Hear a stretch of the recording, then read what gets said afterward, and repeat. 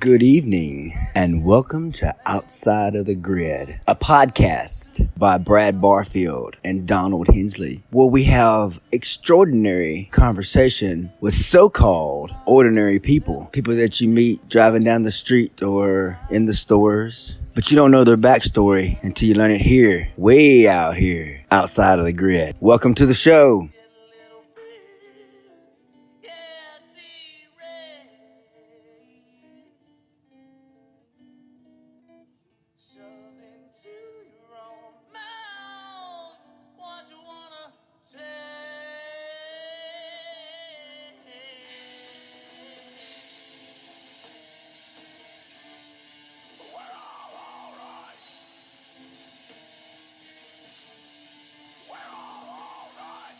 Hey, Tom, can you hear me? Yeah. What's up? Oh, man. We're just calling to talk. I mean, there's so many things that's going on right now. You shared some stuff with us, some information with us in the last couple of days. And, man, I just wanted to kind of follow back up on a conversation with you. So far, so good, man. I just got home. I just got back from the liquor store. A friend of mine stopped by, and he's like, I'm going to the beer store. You want to go? And I did. Wish I had some. Well, I had just got back from the liquor store when he showed up, and I'm like, why not? I'll just go right back. So it was a double liquor store day, which is kind of good. Yeah. Well, yeah. I mean, did you buy the second time as well? I sure did. I doubled up. I doubled down. You're like, hell, I ain't gonna waste another trip to the dang liquor store. I'll buy tomorrow too. Yeah. All he's saying is the party's at Tommy's house tomorrow. I got vodka and whiskey and. I think he's saying the party's at his house tonight. Hey, party all the time. Party. Hey, every day. Did we get Eddie Murphy on the line here or what? I don't know. Wanna rock and roll all night. Oh, we're party poisoned. every day. I think now Tommy we're might have had a drink. I think so. Hey, ain't nothing wrong with that shit, man. Now all it needs to do is if we was all together, we'd be doing some other stuff and some drinks. Well, we can pretend. Yeah. Yeah. Well, virtual parties. Virtual parties. I'm partying right now Mm-hmm. with my glass of water.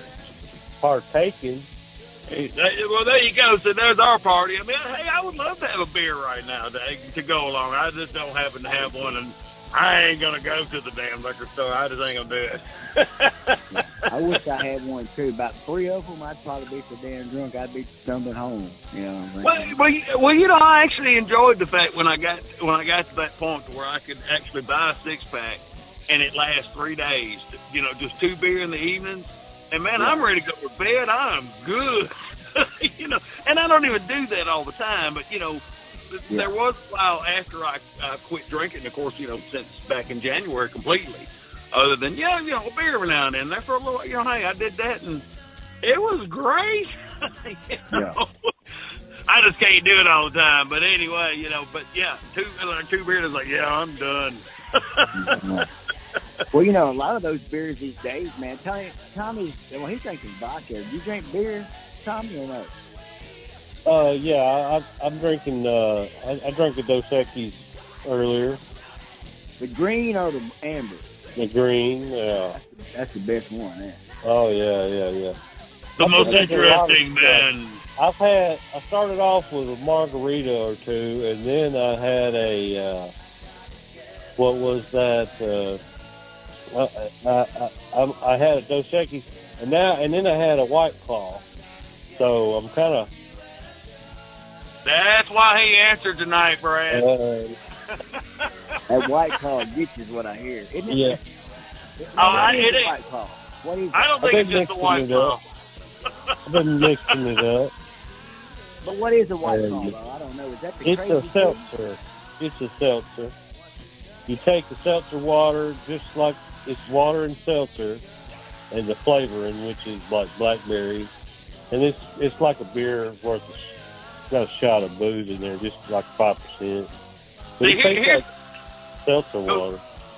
Yeah, see, here's the funny thing is they only started calling it that because Brad, you know what a seltzer water is, right? I mean, like soda water? Yeah, it's soda water. But, you know, they quit calling it seltzer water from back in, you remember back in the old cartoons where they had the people with a little glass thing, the bubbles, and they'd shake it, and they'd squirt it at the people? Well, you know, that was that was that. Well, then they quit calling it that and started calling it soda water. Well, now they're back to calling it that. You know, but it's still soda water with some, well, it's got to be what they call it, a fermented drink. It can't be like a hard liquor.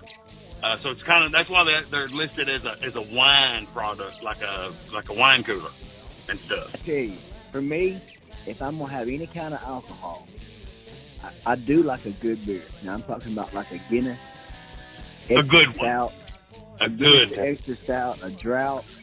Yeah. And some IPAs, man. There's a lot of IPAs out there. I'm telling you right now, Corona to me, some people call it a junk beer, but I love Coronas, man. If they're cold, whew. Coronas, I mean, Heine's are really good cold, you know. Yeah. But, ooh, I mean, I love me good Coronas. See, like the Heineken kind of tastes like Budweiser Platinum to me. It has that really weird, you know. Heineken has that better taste to it. Well, see, it's one of them, again, it's like you're talking about. You've got a bunch of craft beer that you can buy from small markets. And you know, me and Brad, you know, had talked about love going to liquor stores. You know, because I personally like a good whiskey and Coke or just, you know, that kind of thing. But I do like a beer, and I like going to these liquor stores to look at just all the novelty bottles and stuff you can get, you know, all the different kinds of alcohol. But a lot of it, I also like going to those craft areas where, you know, it's limited area beer. You know, it's only kind of area, you know, limited to this area of the United States and stuff. So as I've traveled, I found those, and man, those are cool. Some of them are really good. Right on. And, you know, of course, you know, in other places, larger areas, and even Little Rock, and I see them all over in larger cities like Boulder and here and there. You know, there's a great tradition of making beer all across. I mean, from what I read, you know, there's a time in Europe that we couldn't even drink the water, that everybody drank beer all the time. So, I mean, there's a huge history of beer with most people, with most human beings. So, you know, it's just it's a lot of it out there, and of course, alcohol is a lot of varied drinks. You know, another one I like, in addition to beer, is like a good bourbon. And of course, you know, my favorite was always Jim Beam or some of their related products. You know, like the Knob Creek, man. They had that stuff was just so smooth. But you can't drink much of it, or you've been laying on the ground. Okay, so I've been thinking about the word party and partay and partake. I mean, there's got to be a connection there. I think party is a abbreviated form of partake. What do you think? Sounds good to me. Yeah, probably way back in them Greek days when they did all the buggery and did all that stuff they did in the Greece time. And then, of course, you know, all the stuff with the Romans. Don't forget about the vomitorium and all the weird crap they had going on. So, yeah, party to partake. Without looking up to find a reference, you're probably right. I'm just guessing it. Yeah. Just kind of one of those sitting there. One of those kind of sit there and talk about it. you put out a word, buggery. I mean, why is it called that? I mean, has it got something to do with bugs? I don't know, since that's a, you know, predominantly. I bet it does. And it could be. I mean, it could be with bed bugs or something. Again, that's one of them, you know, English terms. I'm sitting outside right now with bugs crawling all over me, you know. But you're buggery. I'm buggery. You're being buggery. Man.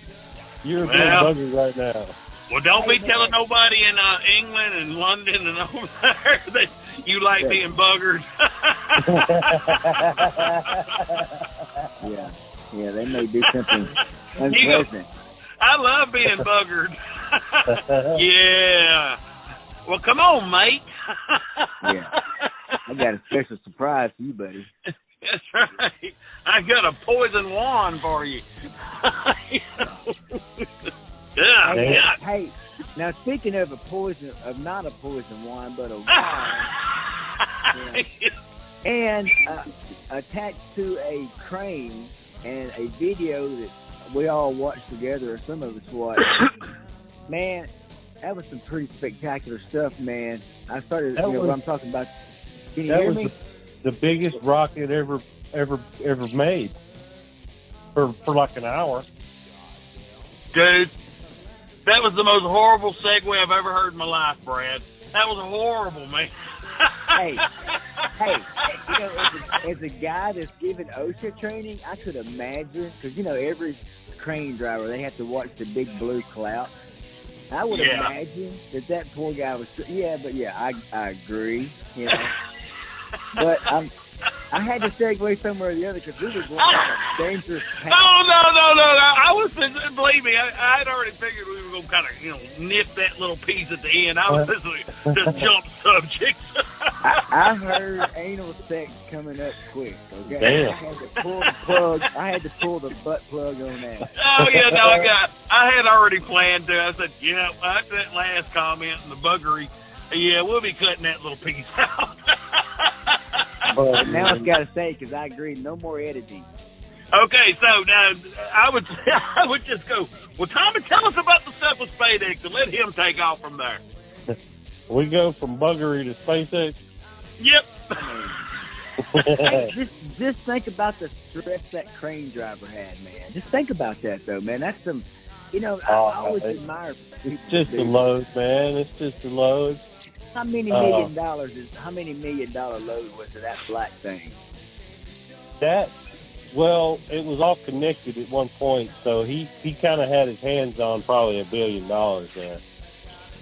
Yeah, but I mean, you got to think about, all of this stuff, you watch engineering catastrophes, designs laid out, plans made, cranes put in special places, loads balanced, counterbalanced. All of it's done, and all it takes is one guy to miss a decimal spot somewhere. Right. It can happen. So, and you have the wind, buddy. Well, then you got the wind and all kinds of, so there's a lot of stuff. So, hey, from a standpoint of just with a lot on the line as, the main coordinator, and then you take that guy who is coordinating, all right, now you're the main crane guy. Well, now he's got his butt on the line. And so, the stress is horrible. Insured or not. He had a lot of money on there, but he had the second most powerful crane in the world at his hand. Yeah. Like, number 2 most powerful crane on the planet at his command. So the load wasn't anywhere near overwhelming the crane. Yeah. He had to be really precise with his movements. I'm not belittling the man at all because it's a big job, but he had a really good tool at his disposal. Hey, let me ask you a question. Now, how tall was that thing completed whenever it's ready to close to 400 feet. Yeah. It's close to 400 feet. You got the bottom part, which is the booster, which is taller than the spaceship. Hey, let me just say this about that crane operator. And we're going to come right back to this. But about, 20 years ago, I was working with concrete crews. And it may have been in 2011. So about 10 years ago, I saw people pour concrete, and the guy that was pouring concrete from the truck drove it with a remote control. The truck and the pour. That's cool. Hey, that's cool. So what I'm trying to say is that thing, it's like when they're flying those drones. I guess that guy was on site, but he doesn't even have to be. Probably, like I said, with the technology you're talking about. This is SpaceX. Jesus, the biggest rocket ship ever. And let me say this, and you let you talk for a second, but there was a graphic that we discussed, and it showed a picture of this, what's it called, the space starship? Starship. And it showed how big it was versus the space shuttles that we knew, like Challenger that blew up in '86. and that thing was probably 3 times as big as that thing in terms of height, at least. Yeah, it's like going from your old Model A cars straight to a luxury RV. You know, as far as complexity and size, it's like going from like there were 3 people at a time went to the moon, and they were cramped. I mean, in a car, station wagon with max space they had, and this is like an RV putting a luxury yacht into space with provisions for an extended voyage. It's going from paddling around the pond in your backyard to crossing the Atlantic. Hello? Yeah, we're here. Okay. Yeah, man, I was listening to you talk, and you're right. I mean, you're looking at a big, big jump, but I mean, look at the amount of technology that, went from the 70s to the 80s. I mean, I saw the graphic, one of it, I think in our little chat, showing the height of the space shuttle, the Saturn V, all the way up, So, yeah, as technology progresses. And, it is going from the size of a Volkswagen to the size of an RV, But, I mean, you got to think, you're talking about the right tool for the job, going back to the crane thing, but it still relates to the Starship as well. You're talking about having the right tool, and you're right. You can have the right tool, and if the Starship's the right tool, it's still been put together by someone else, by man, and man is fallible. So having the right tool don't mean it's going to do the job, which was someone with the crane thing being stressed out. The number 2 crane in the world, well, they had to move it there and put it together. Well, they didn't put it together right. The tool was right, but it wasn't put together right. Well, the Starship's the same thing. You're right. We got to have a tool big enough to get us out there, an extended voyage. You got to think about the sanity of the crew on that amount of time and confinement with the same people. You don't want to have the space madness as they put on all the sci-fi things. Yeah. So, you do got a lot of stuff. All these parts have got to come together. The complexity of this project is mind-boggling. And, it's a very big project. Yeah, I mean, but it's more than just it's a very big project. I mean, that's what I'm afraid a lot of people get from, because we don't take the time to go, you're not just thinking about it. A big project. Just look at all the things that had to come together to make this happen in all the fields. The development of the fuel and just, it is a huge man-made, time-changing project is what it can be. It's over 50 years old. It can be. 50 years old. Hey, I'm looking here at this graphic we looked at. And the Starship that we're talking about by SpaceX, Tommy mentioned it carries a huge payload. It carries 100,000 kilograms. 100 tons. Yeah. And then the space shuttle, as a comparison, carries 29,000. So it's 3 times more than what that could carry. And then look like the rocket, I can see how this thing is built now, and I see the wings and stuff that Donald was talking about earlier on this thing. So it's just like a space shuttle. But instead of having the space shuttle looks like it has 3 different boosters, like that shoots them off at different times. But this one looks like it just has one huge launcher at the bottom of it that propels it up. Right. Well, the shuttle was on the side of its booster. The Starship is sitting on top of its booster, and that was a major design flaw of the shuttle. It caused it to crash because the ice fell off the booster and hit the shuttle. Well, if the shuttle is on top, it wouldn't have done that. So they've learned from past engineering mistakes, and of course they're learning as they go.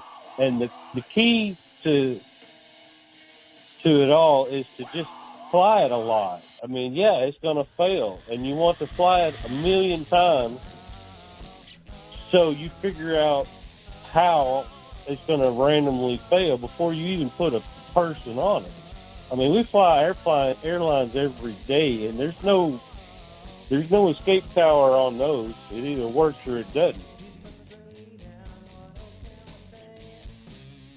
Yeah, and most of the time they do work because it's the regulations in the FAA, and I can't even imagine what it is to do. Well, they fly them a lot, and you have to fix any problems or design flaws, and that's exactly what they're doing there. So now is we've watched forever. We've seen the United States of America through NASA do this, and now we're seeing some dudes that's our age doing it. Right. And using all this stuff. Now, how in the hell did that do? That's the part that's kind of confusing to me. Is shit put it all. This guy must be brilliant. Is all I'm gonna say, because everybody gives him money to do whatever the hell he wants to do. I mean, it's just unbelievable. No, they're paying him for services delivered. Yeah. I mean, the money isn't given to him. He's selling products.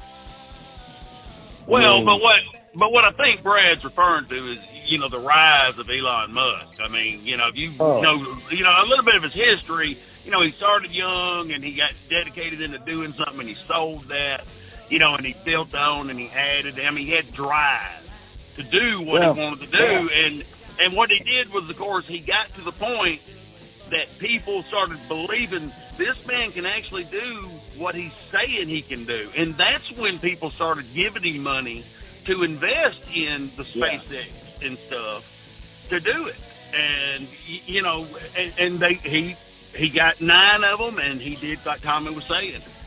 They flew them, and they crashed them. Let's make adjustments, we'll fly another one. And, they were down to the last 1 or 2, and, until they got it close enough that they could actually build on top of it, then somebody would give them more money to develop it even further. Now, everybody he did earn it. That's the thing. Is he had to get to the point that people believed in him to give him the money to invest in him and to make the company what it is. Now, I know Tommy, or I believe Tommy, was trying to say nowadays, they're making money hand over fist, because now it's more of a company rather than the venture that it used to be, So now the history of him getting there, man, is super interesting, because the stuff I read was he was just driven. He just made his mind up and didn't let nothing stop him, and he was in the right places at the right times, at the right mindset. Think about this, man. This is just to get the first thing done. I mean, he's not like trying to build like bags of marshmallows here, man. He's building billion-dollar machines and putting people in them and blasting them into space. So that's pretty risky business for a person. That's kind of what I was insinuating a little bit ago. A government can do it, but man, what I was talking about is the money, the operating capital, the insurance. A lot of people believe in what this guy can accomplish. And, and of course, it's what I'm seeing of it and what you guys talk about with him. It's totally amazing. Now, another thing that we talked about was, just the number of articles that we see coming out every day about him. If you just scroll through our little chat window where we talk about such things, it's like every day the people are talking about this guy. I don't even get. Like I said, I hadn't even heard of him until just in the last few years. Last thing I knew, I've been so busy doing other things, but the last thing I knew, I think maybe even a decade ago right now, there was the actual last flight of the space shuttle fleet. I think it was in 2011. So, in 10 years, this guy has went from relative obscurity to us and everybody in the world talking about him all of the time. Well, he has a vision. Yeah, I mean, that's what I was going to say. Tommy could tell you a little more about what did they used to call? I think they actually call it the X Prize, isn't it, Tommy? That was a prize. I don't know if Elon had much to do with that. No, I meant he got started trying to win that prize, and I think the prize time limit expired, and but he kept working on the stuff because he had come so close to doing it. That's what I was talking about. Is that area? I thought you had been talking about it the other day. I'm sorry, maybe I'm thinking about somebody else. I don't think that's Elon. Elon wanted to buy a rocket from Russia, a space rocket from Russia, and they didn't realize who they were talking to, and they blew him off. And he's like, "Well, I'll just make my own rocket," and he did. Well, and that's true. I mean, but we're talking about. It got started by, originally, after the space shuttle thing, they decided to retire the space shuttle. And because of the cost, expense, blue tape, bureaucracy, regulations, EPA crap, it was hard for NASA and them to try to get to the space. So this group came up with, I think, something called the X Prize. And what it was, they were trying to get private corporations to start getting into a race to get to space. And this prize was $10 million. And a whole bunch of people done. I mean, there's several documentaries on it. And Elon was one of the groups that was working on that prize. Nobody won the prize in the end. Now, yes, the thing with Russia you're talking about, that was where he was working to try to win that prize. Well, trying to get the engine and where the Raptor engine. No, you're confused. I could be. I mean, that's what I was asking you to tell me. Yeah, somebody did win the X Prize, and it wasn't Elon. And No. I know Elon did not win it. But I know that. It was one. Okay. I want to say Burt Rutan had something to do with that. That was the feather design that Richard Branson is now using. He's like bought the concept of the feathered re-entry, where the tail fins kind of fold up and allow the spacecraft to just fall. It's just going to fall straight, right. But that's totally different from Elon Musk. I don't think he was participating in the X Prize. I could be wrong, but I don't think so. He didn't have anything to compete with at the time. No, there were several companies that were all competing. I mean, this ain't like one of those things you had to walk up there and go, "There you go, I am officially entering my name." It wasn't nothing like that. It was just the first company, private individual that can get to orbit and return. That's what it was for. Whatever the details are. I'm just saying. That is when that race started. Hey, I got a Google in front of me here. I put, was Elon Musk in X Games? And it says Elon Musk worked in video games. Now, what's not X Games. X I think Prize. it's called the X Prize. X Prize. Oh, okay. Well, I didn't even know what y'all talking about. I hadn't had a TV since 2010. Well, that's why you asked the question about Elon, and you want to know some of the backstory. And I'm trying to say is it started with the X Prize. Here's the answer. Listen, here it is right here. Listen, the richest incentive prize in history is now officially up for grabs. The $100 million carbon removal X Prize is funded by SpaceX and Tesla chief Elon Musk and his foundation. Now, hold on. That's this year. This would be X Prize private individual race to space. Maybe I'm trying to find it. That was the top one. Yeah.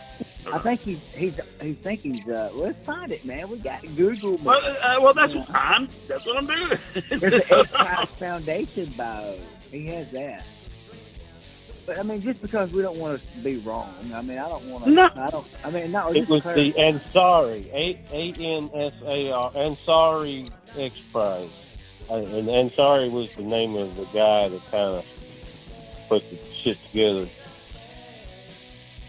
I don't know enough about it. I've not researched Elon Musk. I've done a cursory read of his Wikipedia page.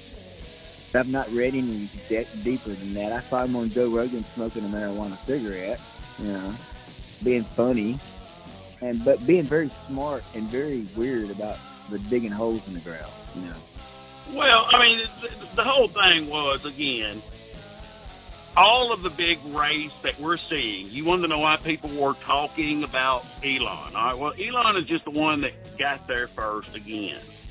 They all started. The whole talk about this race with the billionaires, us going to Mars and the moon, started with this prize that they were just offering to private individuals. And there's like 10 major players that started this new space race with these billionaires.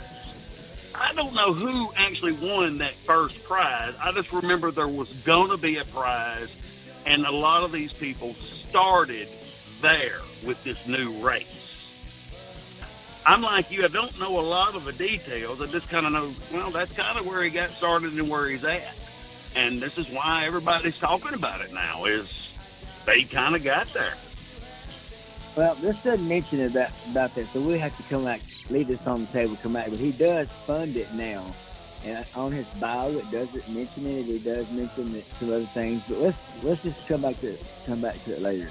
Well, yeah. Now the new X Prize is the one by Elon. Now I know that one's absolutely true. The carbon emissions, that is the new X Prize, funded by Elon and Tesla and this and this. You know, I've got something to say about that. What's that?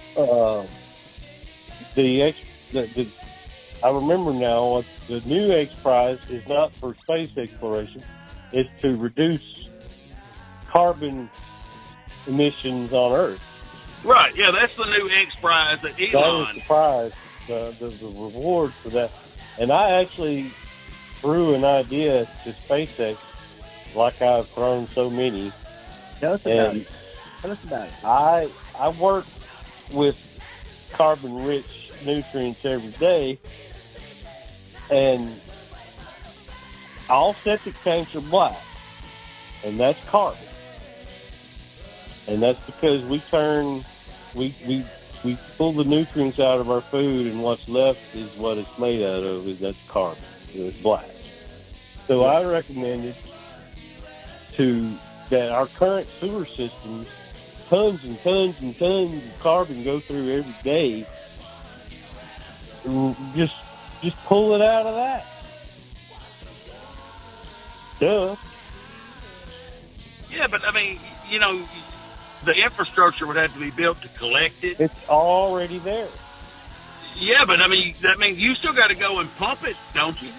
No, I'm talking about city sewer systems. It's all the same shit. Well, okay. I mean, if you're talking about city, you're talking about it funneling down through there. I'm talking about existing sewer systems. They're rivers of carbon.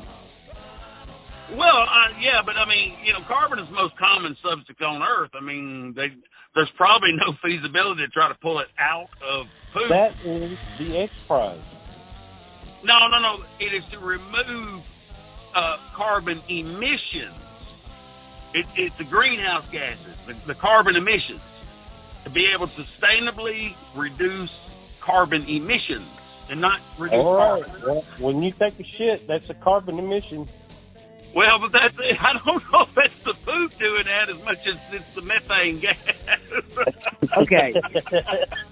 Now explain I want to know. Now you may be serious with this part about how it actually reduces. I mean, Okay. I've heard people say, put a vacuum system on a cow to catch its farts so it doesn't methane gas the. That is a carbon emission. But it's the breakdown of the organic matter and stuff. Yeah. I mean, they actually, on farms and stuff like out in Montana, they collect the pig shit and stuff and put it in a silo and digest it to produce methane for them to burn in their generators on the farms. Yeah. Well, I misunderstood the goal of the carbon reduction situation. Right. Now, Yeah.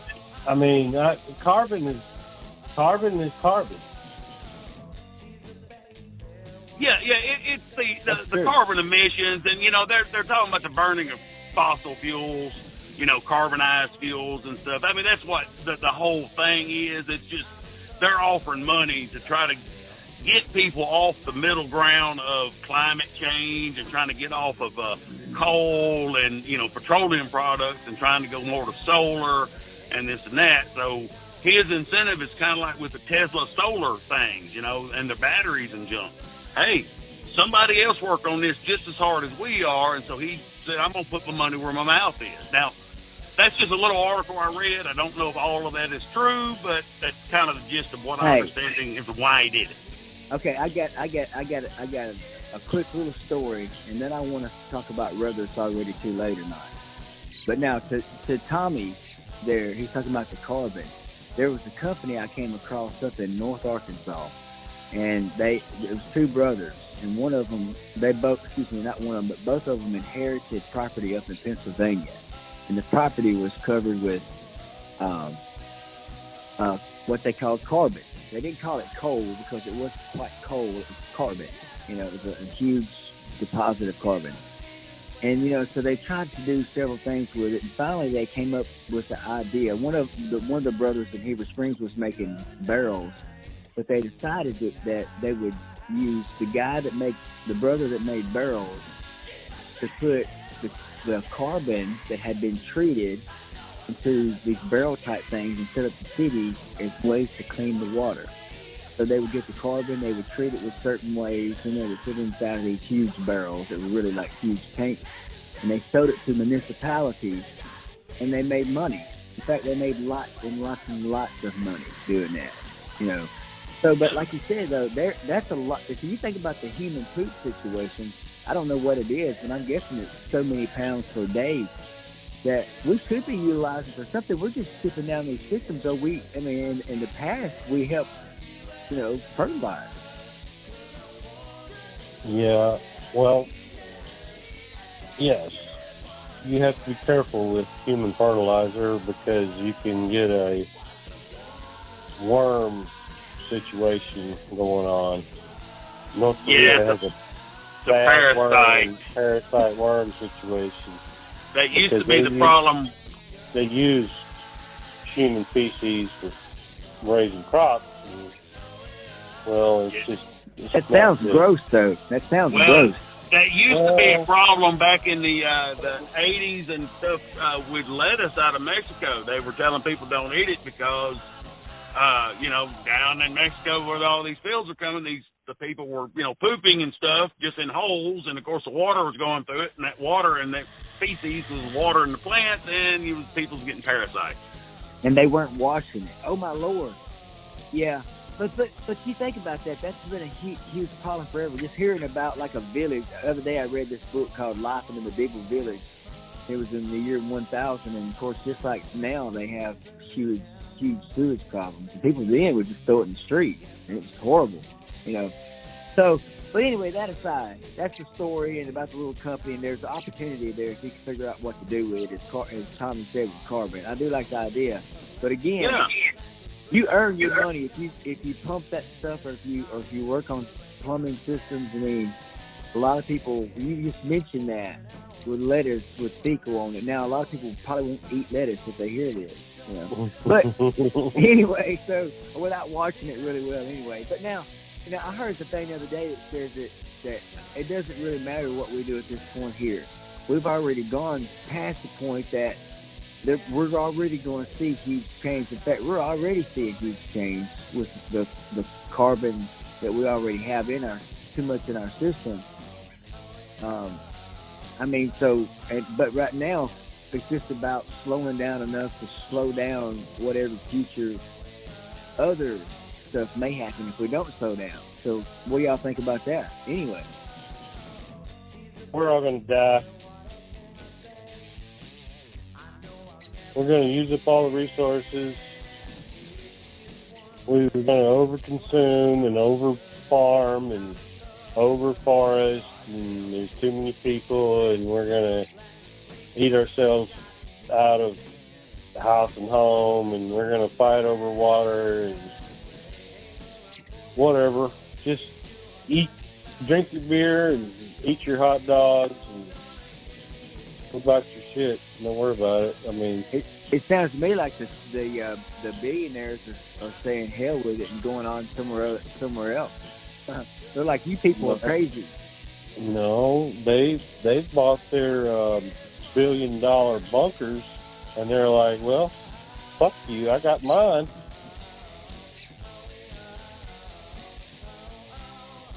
I don't think there'll be. I don't think that there'll be many places they can hide. I mean, you know, I know there's folks that believe it, but I don't know if it's too late or not. But it sure looks like it's well on its way, for dang sure. Don't worry about it. We'll be fine. I mean, well, we will or we won't. I mean, it's just that simple. I mean, people survived the last ice age. We can survive some bullshit. Oh, yeah, no, I'm not even really, you know, the climate change thing, I'm not worried about it being like an extinction type thing. Now, I would be more worried about it if it was due to, like, you know, large volcanic eruptions and ash clouds, because then you get the, you know, more global, the entire planet global winter, you know, more than just the greenhouse effect. You know, the global warming thing could, you know, trigger the ice age type thing. And we are seeing it. I mean, heck, there was an article I was reading today. I don't know if I forwarded it to y'all or not about, you know, tundra up in, you know, the northern parts of Siberia and Russia that's melting, you know, it's thawing out. That, you know, hasn't been thawed out in so many thousands of years. And, you know, and there's like organisms and worms and stuff in there that they've been dormant in there for all that time, you know, and they've found lots of species that they haven't seen and stuff. Well, I mean, hell, some of them could have bugs or viruses and crap that we've never got. You know, so there's your issue, you know, I believe with global warming is, you know, there's going to be catastrophes. You're going to have small pockets of survivors. I just don't think it's going to be a wipeout, you know. But it'll be fun. I don't know about fun. Your definition of fun and my definition of fun are way different. Well, I mean, y'all. I mean, seriously though, we could imagine this happening, but that would have to be some. I mean, last year during 2020, I read several catastrophe books, including Stephen King's The Stand, which is a huge undertaking. It took me almost a month to listen to it. Yeah, that's a big one. Yeah.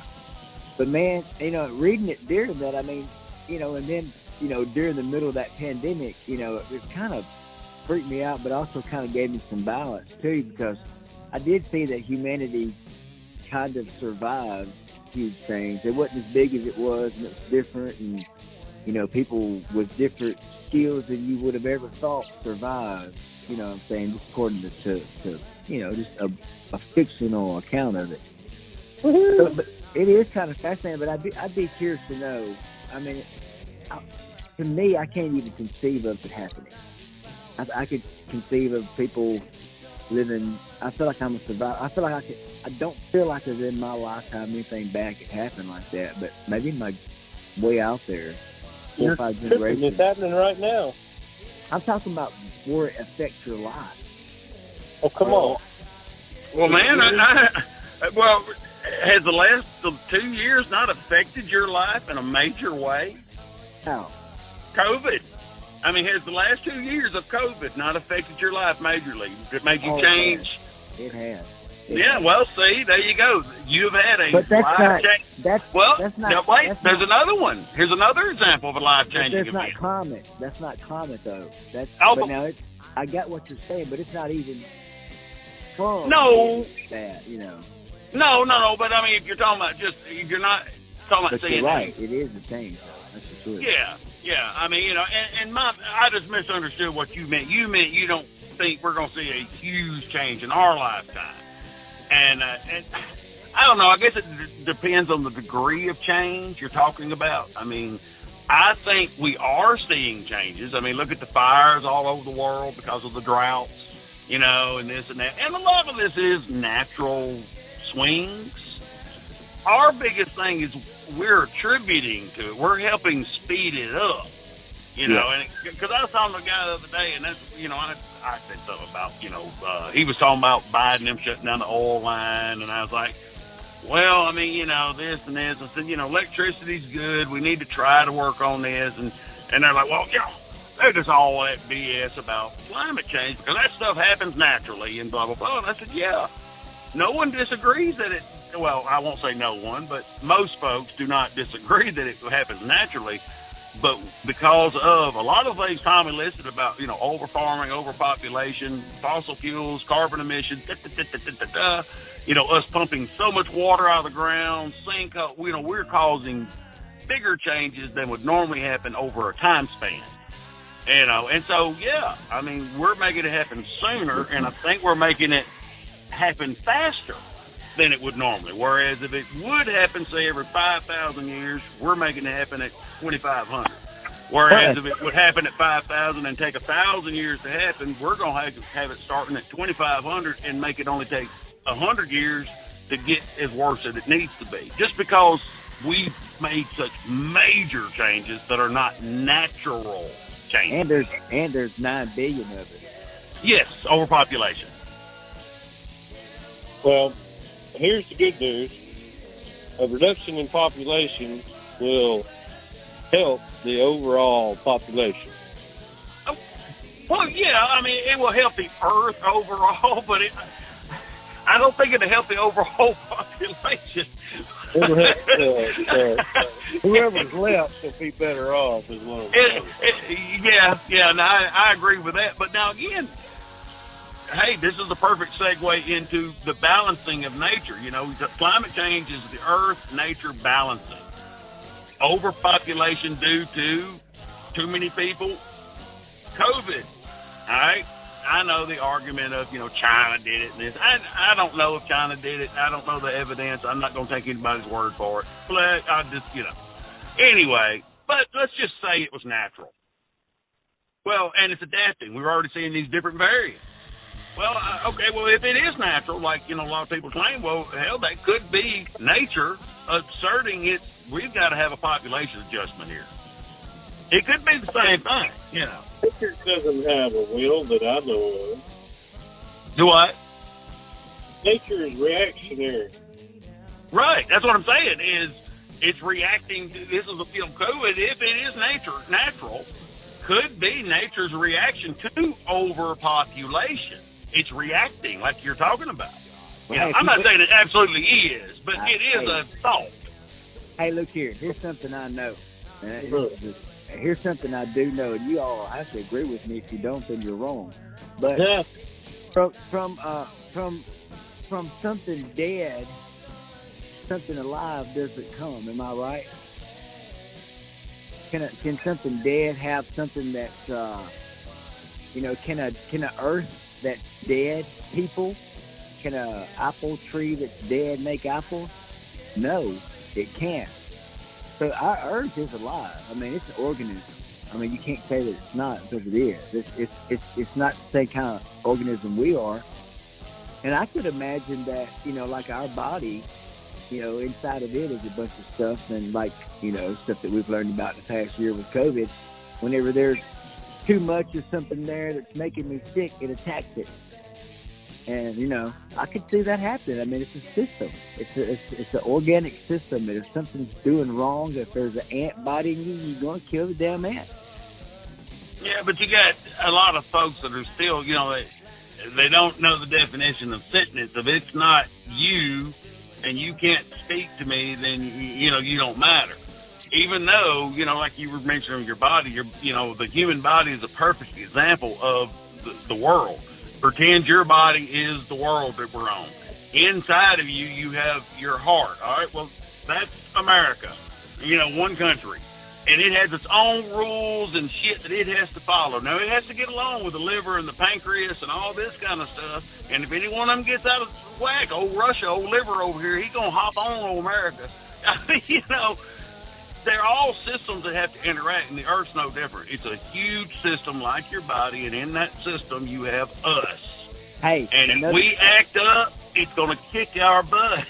It will. Another, I told you about the stand that I read in 2020. Another one I read was called "Do Trees Communicate?" And man, they have done extensive studies with trees. I'm talking about old world trees and such. So there are certain trees that, like, say, a beech forest. You're up in Europe. This is the guy that wrote the book was from Germany. He was a forester, and he talked about how, that if a certain type of tree, the nut grew there, and started trying to grow, then they'll send chemicals over to attack it. But now, if it was a type of bush or a tree or something that had some kind of value to them, and it was struggling, then they would send extra chemicals to it. Or if one of their seedlings, better than one of their nuts, were in trouble, then they're all connected to this root system, sometimes using mushrooms actually, and they communicate by sending minerals or by not sending minerals. And it's like they have a consciousness. A tree has a consciousness, but not like you do, for sure. And the earth has one too, or it's because the damn tree's connected to it. Yeah, it's just not the consciousness that, people go, oh, well, this is a living entity that we should respect. I mean, heck, they don't respect each other now. So, and that's getting off into that total separate thing. So, but you're right. I mean, they do communicate. I mean, people, they say, oh, that's just learned nature. Well, what do you think nature is? I mean, how do you think we act as a culture? It's learned behavior. It's learned nature. And when you have a big disruption to that, what happens to that? Well, that nature changes. Well, the nut lands in amongst all them others, and the nature of their area changes. So they go, well, we want to kill this son of a bitch, and they send out poisons. The black walnut, it's real thin to the ground because it puts out a natural pesticide in its root system to kill anything else trying to grow near it. Yeah. Is that what fecal matter does, Tommy? As far as I know, fecal matter does not have a conscience unless it votes Republican. It doesn't have a what? Conscience? Oh, it doesn't have a conscience. Yeah. No. Oh, well, no. See, I figured that'd be the other way around. Because we know most of them folks up there that claim that label don't have a conscience at all. And I'm always calling them, look at that shit. Look at that shit. I got you, and how it's. But now the thing of it is where you get your information, and I've learned that recently on other mediums of media that I own. Is that you communicate with people, and if they don't really believe what they're saying, they have convinced themselves that they do. You know what I'm saying? I mean, these people seem like that. I mean, there are actually people I've had discussions with lately who really believe the Trump rhetoric that the election was stolen from him. All the proof from all these different lawsuits and all these different election officials saying, no, that's bullshit, they go out and they throw out this one comment or this one word that's the truth, which may be like, today's Tuesday, and then the rest of it's a lie. And people go, yeah, they were telling the truth, it's Tuesday. And Trump was cheated. I mean, it just goes on. And there's so much misinformation right now. What I saw, this is the total crazy irony of all of it. Person that puts forth all of that stuff about the conspiracies and stuff, put forth the comment that the media is the cause of all the problems in America, or something like that. And I thought to myself, they're thinking about mainstream media. That's what they're saying, is that's the problem, and that the Fox News, OAN, and all these other extremely, Trump part of the Republican Party are. I mean, it's like there's two different worlds there. That people are not even communicating on the same level when it comes to that, for sure. But I'm sure y'all don't want to get off into politics. Well, no, I mean, it's. I was trying to unmute here. I'm sorry. No, I mean, you were talking about reading the books of the, The Stand and the movie The Happening and stuff, that kind of stuff. Well, I read a lot of books and junk, and I've read just tons of books.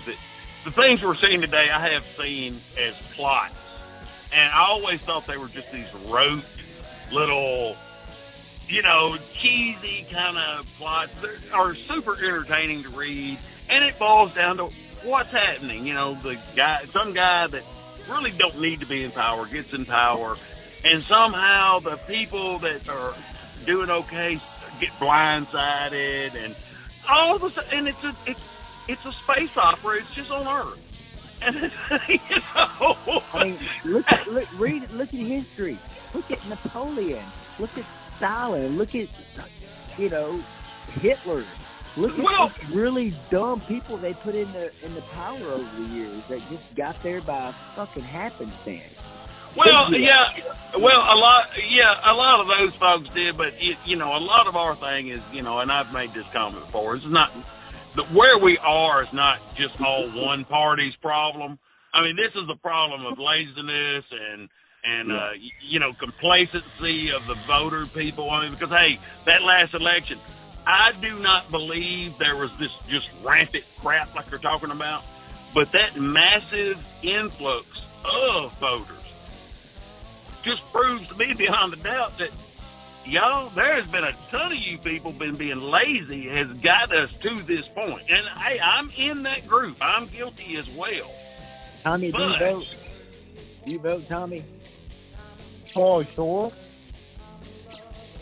Every time you vote, like on the local stuff too? Oh, no, I don't always vote locally. I did recently because my neighbor was running. Now, what do y'all think? What do y'all think about what we have going on in the State House in Arkansas? I mean, none of us got out and voted in that, and guess what happened? Over the last several years, a very progressive state went to being very different than that.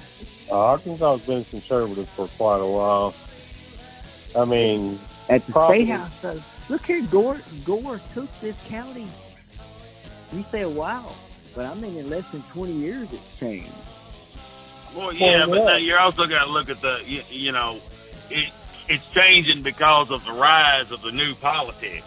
That horrible space opera I was talking about. I mean, we went from, like you're talking about with Arkansas, yeah, we were conservative state, predominantly.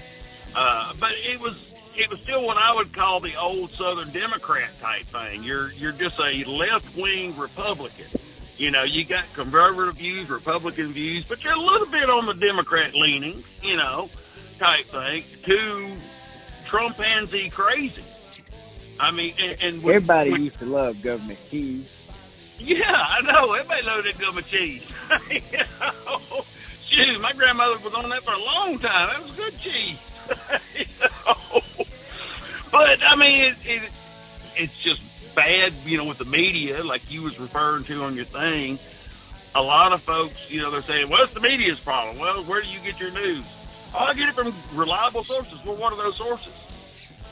Well, you narrow it down, and it's normally Facebook or one of these things, and it's like, okay, well, you're saying it's the media's fault because you can't believe anything they say. Well, you're getting all your news from one source, too. How about go to multiple sources? Not even big name brand sources. I mean, just go to accredited institutions that have professors that are really smart on both sides of it, and do some independent reading and make your own mind up. That's not difficult. There is Google. How about just look up debatable discussions between current politics and past politics, and you'll get a ton of hits contrasting them. The COVID stuff, same thing. You'll get pros and cons on all of it. Just do a little research. My suggestion would be to watch every channel. With me, I don't watch television, but I have Fox News app on my phone. I have the MSNBC out. I have CNN. Now CNN I look at most. That's just where I'm at politically. Okay, I mean I'm just to me they, even though they may not be the most reliable, they are to me. Some people they're not, but I mean that's just kind of my go-to. If I feel like if they're reporting it, I can believe it. But now that tells you I'm a little bit of a liberal, you know. So, but I like CBS and I like CBS and NBC as well, you know. So that tells you that I'm even more of a liberal, probably. I don't know. But Go ahead. I'm sorry. And I listen to NPR. And Hey. so I mean I got that app on my phone. Of course, I mean I'm, you know, highly educated dude that's probably not typical of Southeast Arkansas, and you guys are variations on me. And of course, there's 30% of us or more that are Democrats. I think it's like 36% of us that are Democrats or voted Democrats. That is for Biden in this last county election. So, you know, 35% of us in the county, which is of 20,000. What's that about? 1,200 people? Mm-hmm. Well, you know, probably most of that. I guess, you know, to say that you're talking about the being liberal and the NPR and stuff. I mean, you know, I just don't have enough interest to listen to enough of the talk show things. You know, to hear a lot of that, to be exposed to quote liberal ideas, to honestly be able to say if I'm a liberal or not. Because I haven't been exposed to the ideas that a lot of people. Now, I've been exposed to some that are like so extreme left. It's like, are you out your damn minds? You know, but there could be more moderate, you know, liberal things. And now, you know, I'm saying this all on the liberal side of it, but I'm getting to the point of there's things I've not been exposed to on the liberal side. And there's things on the conservative side. So there are things that I don't know that go into consideration for a lot of votes and people and junk that do not affect me. And that narrowness of mind of I'm only going to worry about what affects me. I'm not worried about my kids. I'm not worried about tomorrow. I'm not worried about next month, next year. I'm worried about what affects me. We have got away from that. Look, we got to try to work about what affects everybody. And there's just going to be something. Yeah, we got to together, community-wise, you know, instead of what affects me. And you get too many of them lining up on I'm only worried about me and my self-gratification right this second. I don't know how they got there. I mean, some of them, yeah, but some of them I'm thinking, man, where did you get this? Well, let's talk about it, because this is a very big topic. I see the word socialism get thrown around a lot by people. Tommy, do you see? I mean, what do you think of when you? Let's just all talk about it. But Tommy, you start with what do you think of when you think of socialism?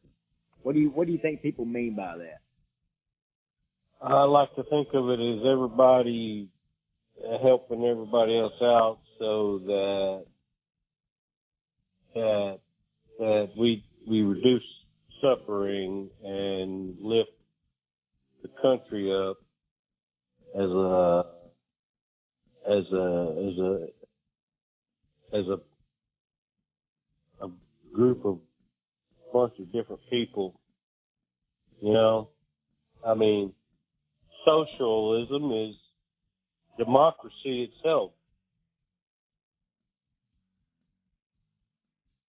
I mean, it's definitely education. I mean, one example of socialism is the public education, from what I understand. Another example is the highway system. Libraries are an example of socialism. I would suspect that government employees is probably kind of a socialism thing. That is, people that work with the EPA and the OSHA. Those sound probably like socialism. You talk to some people and they'll tell you all that. You know, they'll let you know if they don't want anything to do with the government. They want to live on top of a mountain, and if you come near them, shoot them. But most people don't live like that. Most people I know that are pissed off at the government are pissed off because they're not getting a free check like someone else they think that doesn't deserve one is getting one. Well, you know, if some of the folks hollering the socialism really knew what it was and wasn't just spouting it because they've heard it, I wouldn't have a bigger problem with it. I mean, I know, you know, to me, and you know, I could be off on my definition, but my understanding of socialism is basically a socialist thing. Is Tommy tried to, I think Tommy was trying to say this when he said it's like democracy, was, you know, socialism is supposed to be everything is provided for by the state or the government, and everybody gets a basic living stripping regardless of what they do. But the idea is because everybody is now equal, everybody is going to end up having the same education, the same options, this and this and this, and will all work equally together, have this nice harmony. Well, then, of course, you know, we know in reality you're going to have the folks who are like, I'm happy just making my little bit every month. I'm going to sit here and do this. You know, I understand that's the fault with it. And, of course, democracy is where we kind of flip-flopped a little bit of that around and gave the power to the people instead of to the states and that kind of thing. Now, that's my understanding, and I could be off. Now, what do y'all think? I agree with that. And, of course, then I hear a lot of people say, well, you know, my problem is that I've worked hard and I've contributed into this system, and I don't want you to blow all my nest egg on these immigrants that are coming in at the border, blowing all my money on them. Whenever then you're in debt, $26 trillion. The government is. You're blowing my money on immigrants coming in. Of course, you know that's what some of the people are saying. To me, I'm like this. You know, we talked about depopulation, but I'm going to tell you, I learned something a long time ago with working with companies is that if you're not growing, you're dying. That is, if you don't have new people coming into the system, your population gets old and nobody's making any money. There's no innovation. There's no youth. There's no young. There's no next generation. And we gotta sell that American dream to a new group of people. We got plenty of room still. People act like we're through growing, but I mean, you ain't growing, you're dying, fellas. Yeah, but I mean, the thing, that's why I was saying is they don't really understand the thing of socialism. And that's why, I mean, I really would like to wish I had a definition truly in front of me. And the reason I'm saying that is because if you follow the definition I was laid out, is everything is supplied by the state. That way everybody's got an even level, da-da-da-da-da. You wouldn't be spending my hard-earned nest egg on the immigrants because the system is set up if it takes care of the people first. That's why it's the, you know, socialist republic or, you know, whatever. It's the people first, everybody else second. Here's what it says right here. A political or economic theory of social organization, that is the way you set up how people interact and what you do, which advocates that the means of production, distribution, and exchange should be owned or regulated by the community as a whole. Right. Well, I mean, you got that when you talk about, you know, some of the community-owned stuff. So you got examples of it, but if you're talking about how about a socialist government, I guess that would still apply by the same thing. Yeah, everything is. It keeps on. It says ownership means production and democratic control, such as workers' self-management of enterprise. Right. That's what I'm saying, though. Is I don't want a socialist thing. I'm not advocating socialism, but that's what I mean. Is folks holler, I don't want socialism, and they say it's because, well, I don't want you paying for them damn immigrants, and when they ought to be just saying, if you knew the real definition of socialism, you wouldn't want socialism for the sake of not wanting socialism. You know? Yeah. Yeah, it has nothing to do with what you're talking about, because what people are talking about socialism is not socialism. I mean, I'm going to tell you one of the biggest forms of socialism in the United States of America, and anybody that knows what the hell they're talking about knows that it's true, and it's corporate socialism. But oh, gosh. We think it's good because it keeps money flowing. Yeah, I agree with you, but let's also give people the same access to that. If you want to give all these corporations money, hell, let's all go on a spending binge. I mean, if they can spend money, let's all spend money. Give me $1,000 a month. Where's my? Where's those are called. Where's my government contract? You know. Oh, Where's yes, my those payoff are money? called subsidies. It's not called socialism. See, when it's done by the government, and you don't want, and the rich folks, because they don't want people hollering socialism, they call it government subsidies. See, you know, it's just a different word for the exact same thing. You know, because that's what they're doing, is they're giving you money. That sounds fancy right there, fella. That sounds fancy. You know.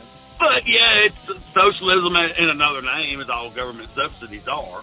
You know, which is why the other folks are whining and complaining about it. But it's like, well, you're fine with it when it's for the rich folks, but you're not fine with it when it's for the poor folks. The corporate socialism, like you're talking about. Because they don't hear about it when it's to the rich, because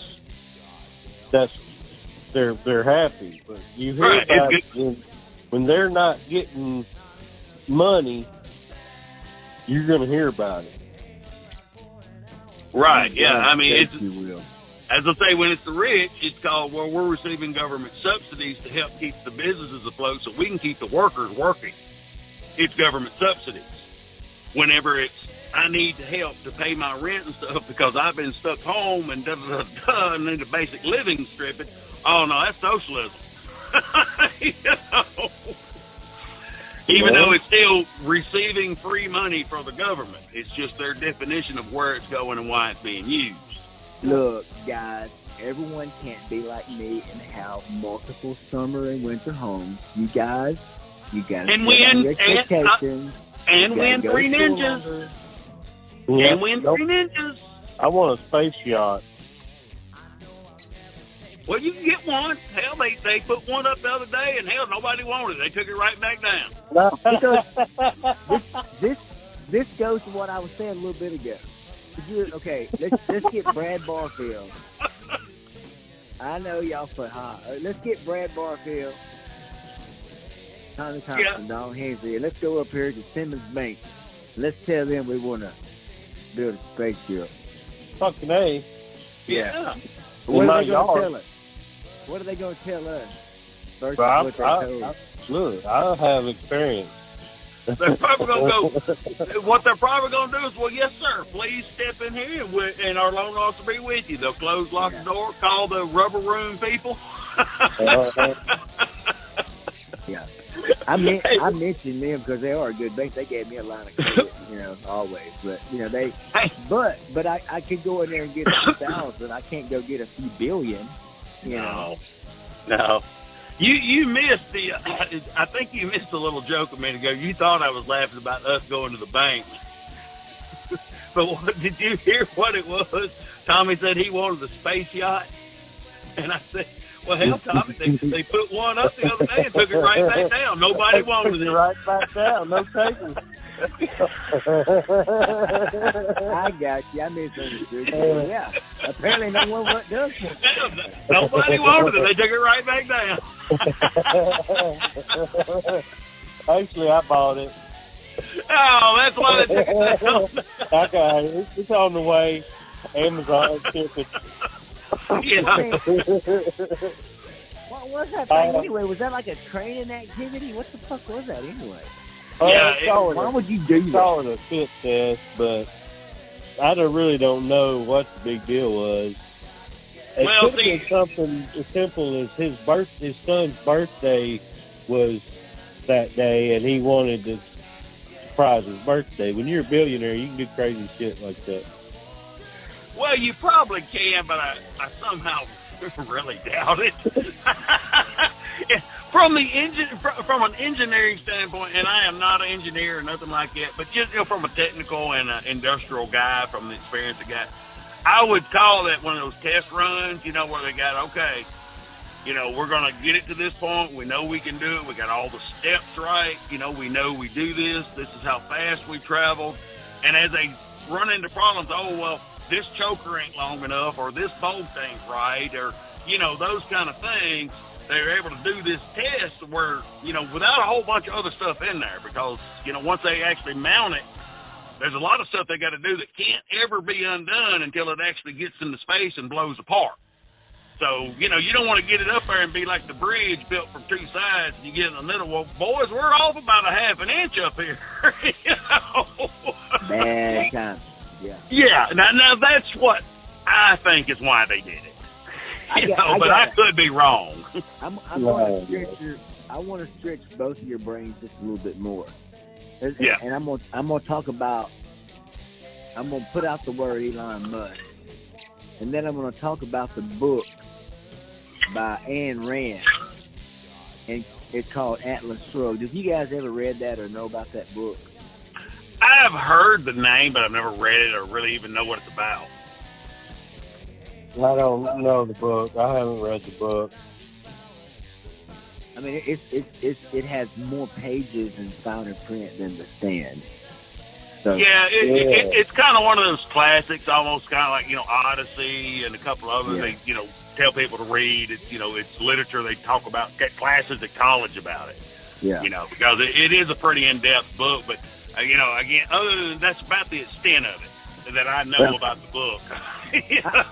I read about 600 pages into it, and it was so fascinating because it was just the most humdrum stuff. This Ayn Rand, but now it was beautiful because what it was about, the whole premise of the book is about there are it kind of very Friedrich Wilhelm Nietzschean, and that there are certain supermen out there, and that all these government people, all these people that just everybody wants a little bite of what they have. And that's what the government is all these millions of people out here that won't do a damn thing but sit around on their couch and eat Skittles are just munching off the millionaires and billionaires, the go-doers. In this case, the guy that builds a certain, I think he owned a railroad, and it was a certain engine that he had built, and he was trying to get approval for it.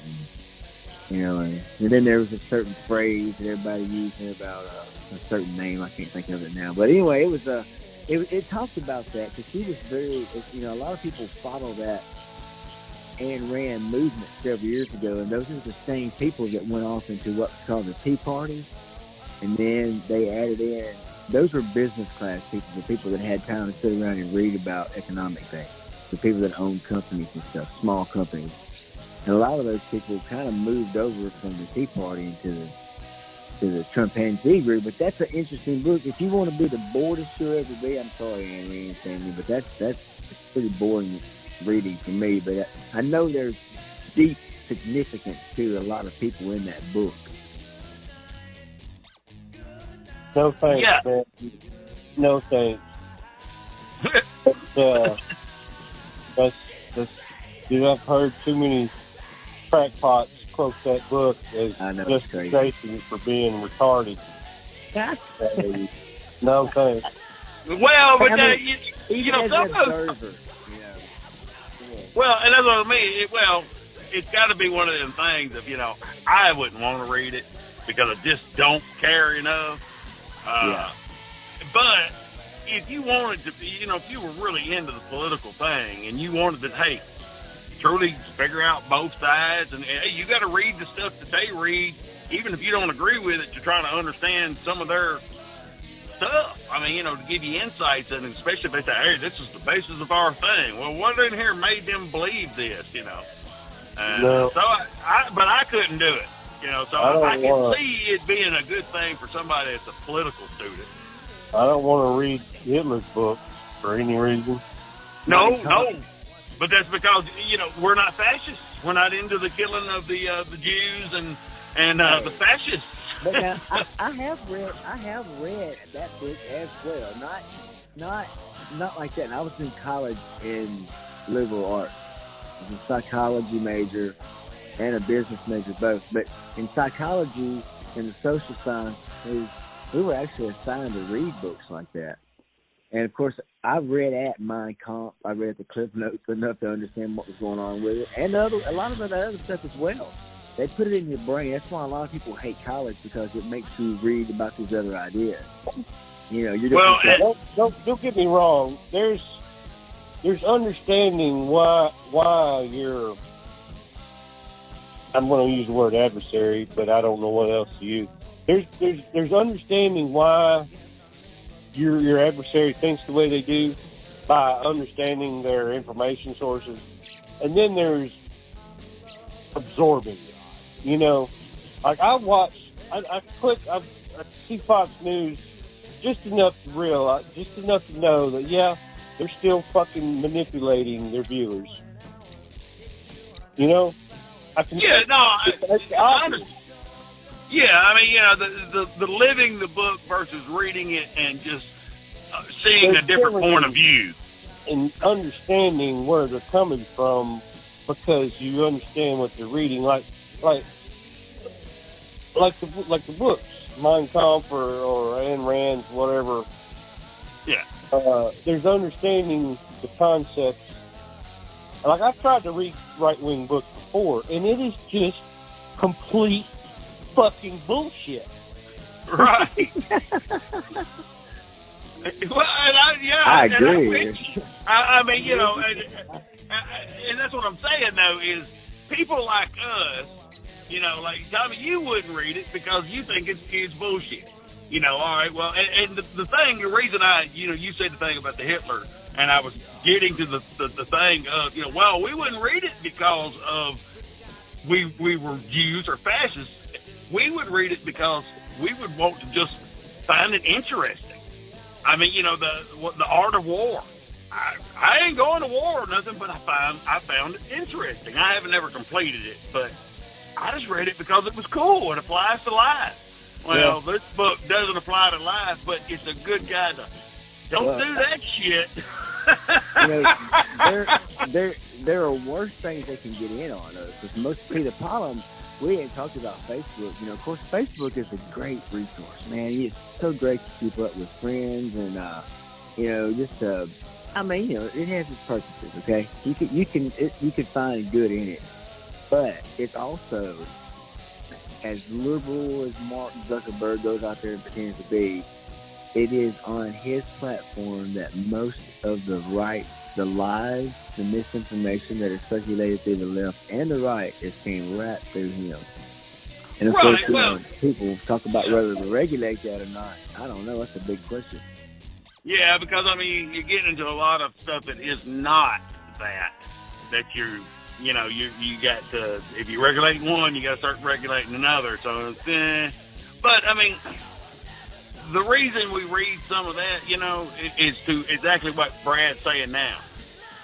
To spot, if some of the people had read some of those, they would be able to spot the tactics being used by Fox, ONN, Zuckerberg on Facebook. They would be able to spot these as, y'all, look, I mean, this ain't right. I mean, let me go somewhere else. But they, in their minds, they can't comprehend, oh, it's Facebook. They ain't lying to me. I saw it on Facebook. You know, they don't comprehend this is just a way to pass propaganda, whether it's good propaganda or bad propaganda. It ain't always just the bad stuff, too. I mean, they pass around stuff that's, quote, good, but really you don't have a need for it. You know, you see some of these diet kicks. That all starts with propaganda. I mean, people start posting it, and, they're marketing. Well, it's just in this case, they're marketing something we don't like, you know. But Tommy, it's still marketing. Tommy, y'all need to do better marketing than yours too. Your truck's too plain, man. Advertising. Yeah. Man. There you go. We pump shit. Vote Republican. I totally thought about that. I thought about delivery for the Republican Party. No, don't do that. Make money off of it. Don't be a dumb fuck. Make money off of it. That's what I'm saying. It's because the most.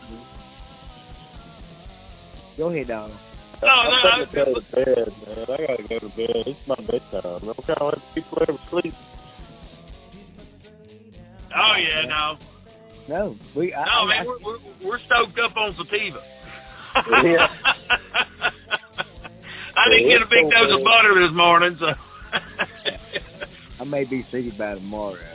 I'll be sleepy here in just a little bit. I know I will. Okay. Hey, man, I'm gonna tell you this though. It has been fun. Now, see, that was a fun ride, man. I appreciate you guys. It's so much fun hanging out. All right, Tommy. We'll talk to you later, bud. Good night. Okay.